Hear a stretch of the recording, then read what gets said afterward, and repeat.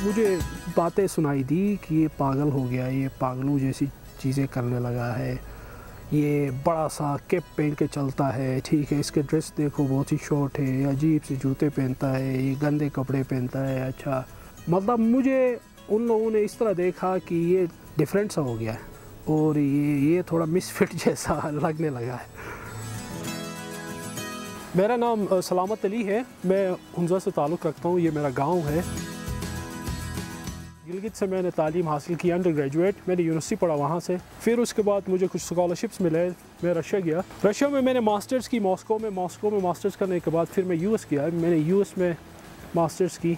वहाँ की जो लाइफ स्टाइल थी वो उसने मुझे इतना बहुत अट्रैक्ट नहीं किया, क्योंकि आप वहीं पे हर चीज़ आपके लिए तैयार होती है, आप किसी चीज़ के लिए स्ट्रगल नहीं करते हैं।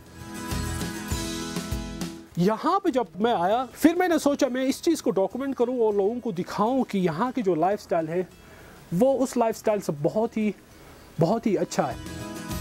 मैं जो चीज़ें डॉक्यूमेंट कर रहा हूँ वो मैं कोशिश कर रहा हूँ लोग नेचर को एंजॉय करें, देखें, वो एक सस्टेनेबल लाइफ गुजारें और जिसमें उनको मज़ा आएगा। और प्लस आप किसी दूसरी जगह में नहीं जाते हो, कोई माइग्रेट नहीं करते हो।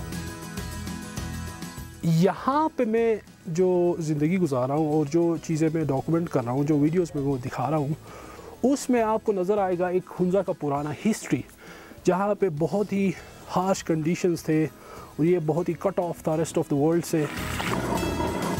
मैंने उसी हिस्ट्री को लेते हुए मैंने कोशिश ये की है कि मैं उसको डॉक्यूमेंट करूँ और लोगों को दिखाऊँ, उसको अपने लाइफ में इम्प्लीमेंट करके। मुझे आइडियाज़ यहीं से ही मिलते हैं। आप किसी अपने बाग में जाते हो या कोई आप किसी घास को देखते हो या दरख्त को देखते हो, फिर वहीं से मुझे आइडियाज़ मिलते हैं कि मैं उसके पीछे एक स्टोरी बनाऊं और जो कि बहुत ही लोकल हो और सिंपल हो।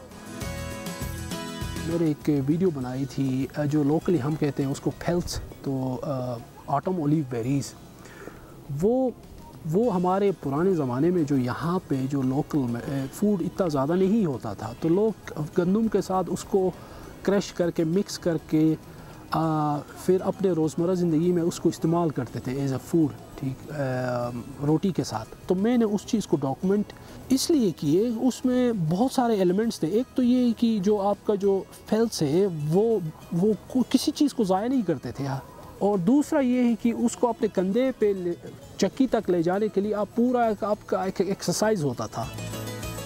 और उसको जो पानी के चक्की पे आप उसको क्रश करके उसका जो फ्लोर बनाते हैं, उस पे ये होता है कि आप किसी मशीनरी की ज़रूरत नहीं है, आपको किसी मशीन की ज़रूरत, वो पानी से ही चलता है और पानी के चक्की पे आपने उसको क्रश किया है। मेरे जो क्लोज़ रिश्तेदार होते थे उन्होंने काफ़ी मुझसे पूछा है कि ये आप क्या कर रहे हो, ये अजीब सा कर रहे हो और ये क्यों कर रहे हो, कुछ ढंग का सा काम करो। खैर मैंने उन चीज़ों को इग्नोर किया। अभी लोग थोड़ा डिफरेंट तरीके से मुझे देखने लगे हैं, उनको लग रहा है कि ये कुछ इम्पेक्ट हो रहा है इससे, और उससे मेरे लिए भी अच्छा फीडबैक मिलने लगा है।